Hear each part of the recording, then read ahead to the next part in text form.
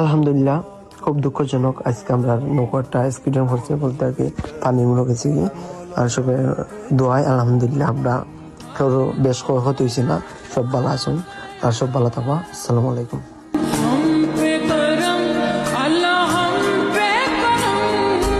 बिखरे हुए शर्मसार है हम, रहमत के तलबगार है हम, वास्ता नबी का मौला रख लो।